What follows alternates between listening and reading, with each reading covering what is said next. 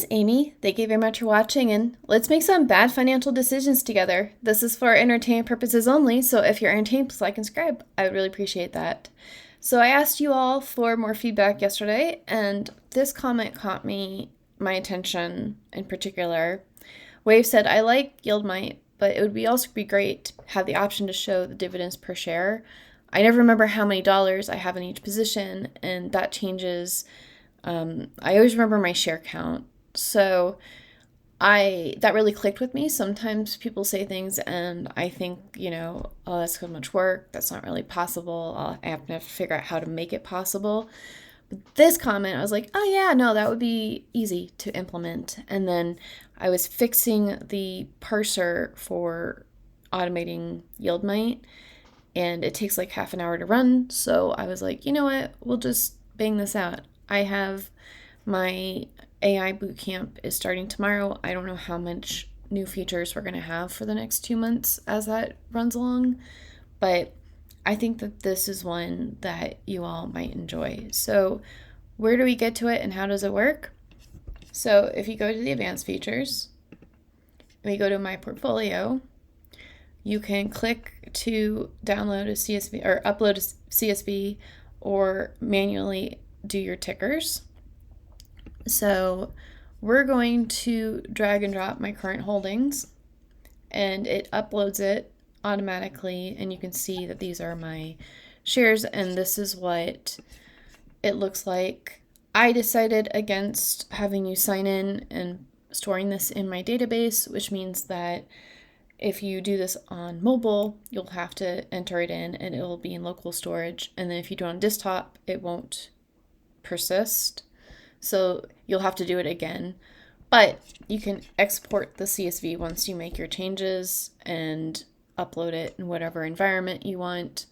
And you can delete as you want. And you can also, if you want to add a new ticker once you have the majority of them uploaded, you can just, when you type in, it makes suggestions and you can add how many shares that you had. You can dynamically update this. So you're like, okay, I had $721.50, not dollars, shares. I had 721 shares, but now I have 725 shares. Then that updates, and it updates the latest distribution, the weekly, monthly, and annual projections from that. And then, or that's just like extrapolated based off of the latest distribution. And then you can also change, if you say like, okay, I want to know how much Misty is going to, if it pays $1 next time, what does my distribution look like? And then if you forget what the distribution was before, you can click on the refresh and it'll reset that. So I think that this is going to be, it's simple enough that it's helpful. And, for some reason, like when I was doing my initial projections with Plady, it paid $7 per share. So that's why I kept thinking like, oh, I'm going to get $12,000 last month. But when you have the amount, that it becomes less, but not too much less. So you can change the amount of shares that you have once you have it imported. You can change your distribution per share to do little projections based off of like what you want. And then I know that this is kind of a slippery slope. I don't really want to create a bunch of features in this.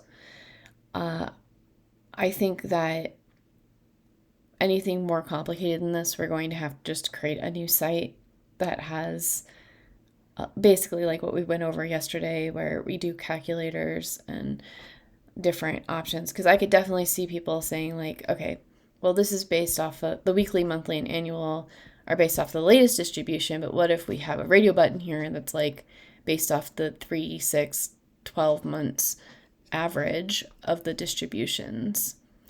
And that way you can do not necessarily better projections, but just different projections, or have this be a table that expands, and then we can have based off of the average of the last 3, 6, 12 months. So, which is different than if you go into the simple view and we go to something like Murney, and you can see that if you had invested $1,000 3 months ago, your total value right now would be $1,032.85. You would have a cumulative distribution of $179. Your final distribution would be $81, and you would have 426 shares. And so you could do this, look at it for 6 months, 9 months, and 12 months here in the detail view. And so, like, this helps with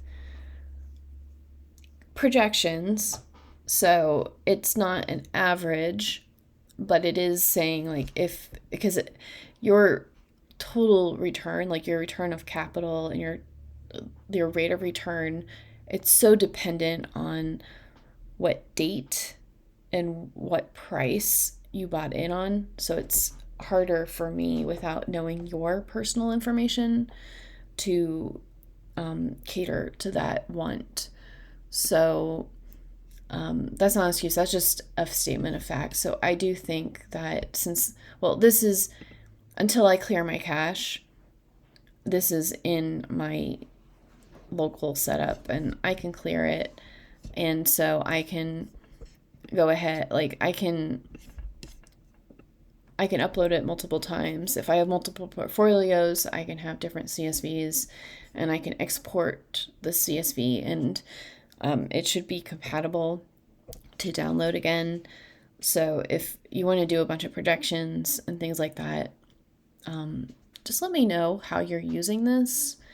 And I might not have time. Like I said, I'm starting my boot camp, which it's an hour and a half every day, and then I'll have homework. So it'll be a struggle to even get my YouTube videos up at the regular scheduled time. And I'm also going to New York on Thursday.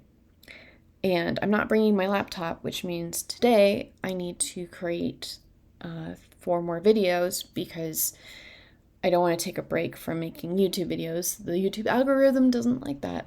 Also, now that we're talking about YouTube and things like that, I'm getting really close to that 3,000 subscribers. I'm going to be doing my face reveal on Thursday.